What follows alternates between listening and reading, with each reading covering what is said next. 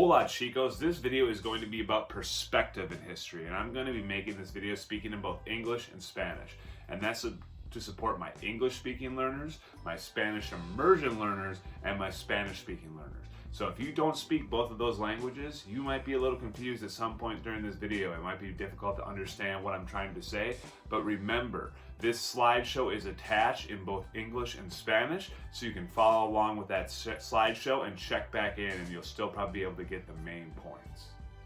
On to perspective in history, I want to start off by reading you guys a quote. The quote is, "History is written by the winners. La historia está escrita por los ganadores." So I'm going to put that quote up on the screen. I'm going to give you a couple seconds, and I want you to think about what that quote means. Go.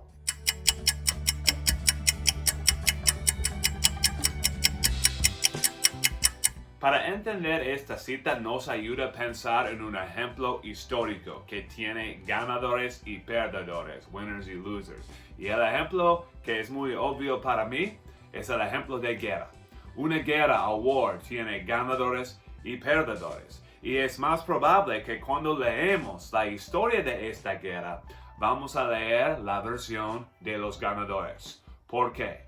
Why are we more likely to read the version of the winners when we read about the history of war than the version of the losers? Pues hay algunas respuestas. A veces la respuesta es que los perdedores están muertos. No están vivos para escribir su versión de la historia porque murieron en la guerra.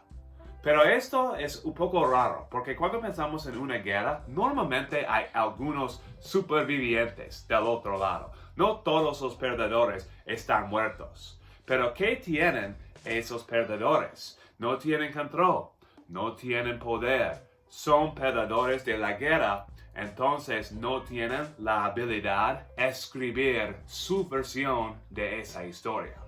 Pero eso no significa que ellos no tienen una versión de esa historia y que esa versión puede enseñarnos algo sobre esa guerra.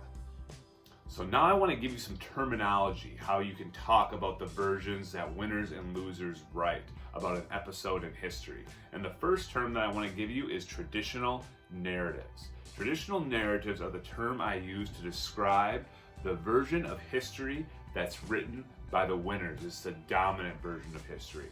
And a minute ago, I referred to a war as an example where there's winners and losers, and how the winner's history might differ from the loser's version of history of that same war. But it doesn't have to be a war.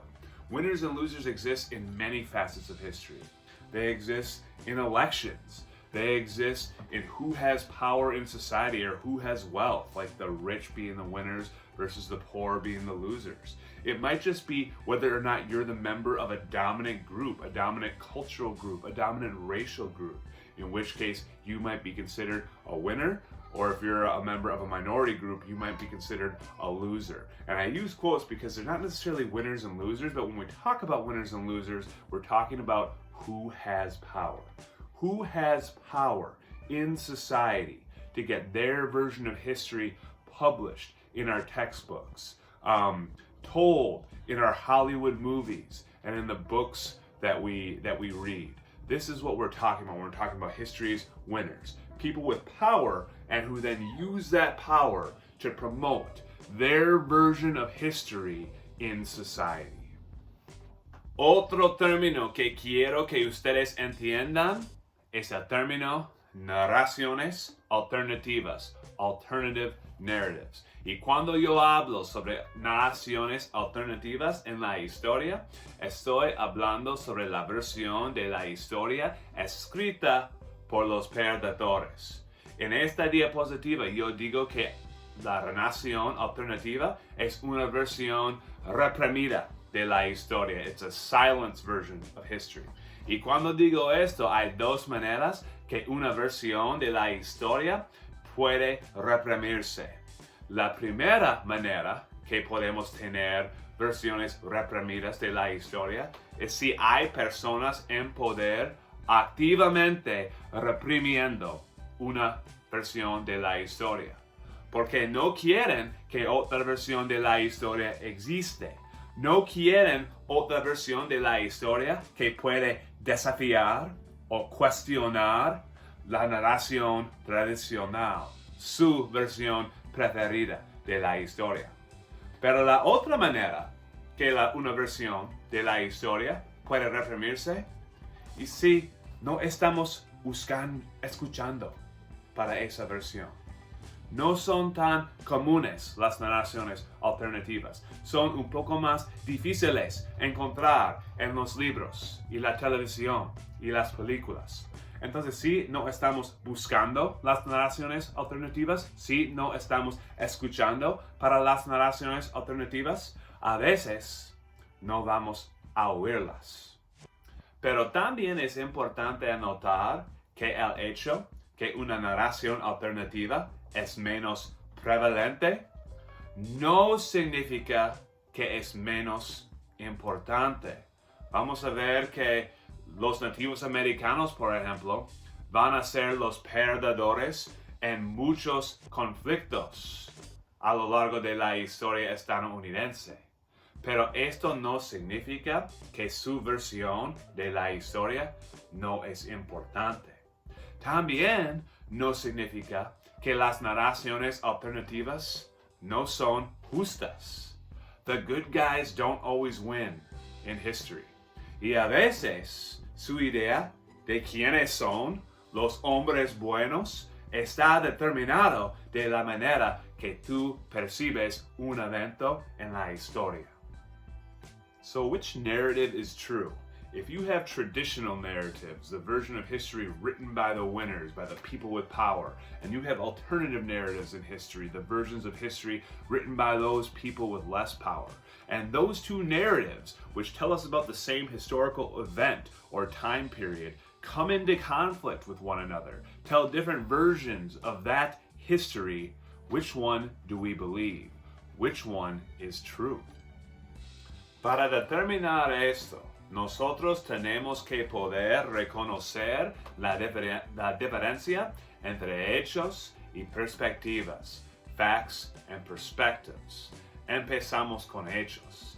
Hechos son cosas verdaderas, siempre verdaderas y no importa quién eres. Por ejemplo, no importa si eres ganador o perdedor en la historia. No importa si eres rico o pobre, hombre o mujer, blanco o negro. Los hechos son los mismos. Son cosas que sucedieron en la historia durante un cierto tiempo y que pasaron a ciertas personas. Son los detalles de la historia que no deben cambiarse. No importa quién nos está contando esa historia. Perspectives are very different. Perspectives very much depend on who you are and how who you are influences the way you see or interpret the facts of history. Are they good or bad? Are they just or unjust? These are determinations and big questions that are very much answered by our perspective in history and the perspectives of people who lived that history. For example, perspectives on the American Revolution, which we will study, will differ greatly between the rich and the poor. Pause. While editing this video, I realized that in the next two sentences, I'm going to say the word facts, but I mean perspectives. The perspectives matter in Manifest Destiny and the Civil War. The facts of Manifest Destiny and the westward expansion of the United States will very much differ between European settlers and Native Americans. The facts of the Civil War, which we will study, will very much differ between Northerners and Southerners, and people who are black and people who are white. In these cases, the facts may remain the same: who won the wars, what kind of territory was claimed in Manifest Destiny, the causes of the American Revolution, but who you are will very much affect how you experienced and interpreted those moments in history. And what is more, your perspective of history might influence the way you choose to retell that history, and what facts you decide to focus on or include and not include. Take again the example of our American history textbook. This textbook is a thick book. It's over 1,000 pages long. But we know that this textbook does not include all of U.S. history. If this textbook were to document everything that happened to every person, every moment in the history of the United States, it would have to be a lot taller than a couple inches. It would have to go to the moon and back, and that would probably just get us started. So how do authors determine what to include in this textbook? That very much is a question of perspective, a question of what's important to you. What do you value? What do you think should be the focus? And what do you think should be off in the side margins? And that very much depends on what kind of history you wish to tell. What is the story that you're trying to communicate to the people who are listening to or reading your version of history? If your goal is to tell the story of American progress, how America progressed from British colonies to the great, powerful country that we know and live in today, there's certain details that might better support that narrative, which is very much a traditional narrative. There's certain details that you will highlight and focus on, and other details which you might push to the margins or leave out completely. And when we read that version of that author's history, that very much influences how we see history. The perspective of the author helps to influence the perspective that we are forming as we're reading that narrative, and these are very important things to be aware of as we're consuming the history that we're learning in this class. And different authors and different books have different goals. In the days ahead, we're going to be reading parts of the first chapter of Howard Zinn's A People's History of the United States. In Spanish, the title of that book is La Otra Historia de los Estados Unidos, The Other History of the United States.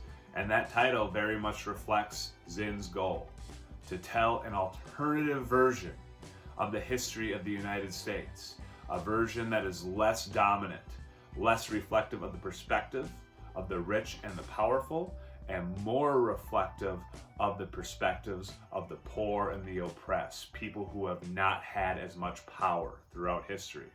And it will give you a very different version of history than perhaps the version you've grown accustomed to over your years of school. That reading you can begin right now if you want. It is linked on your Canvas page and due in a few days, but we will talk more about Zinn in the days ahead and how narratives should influence the way that we view history. Thanks for watching.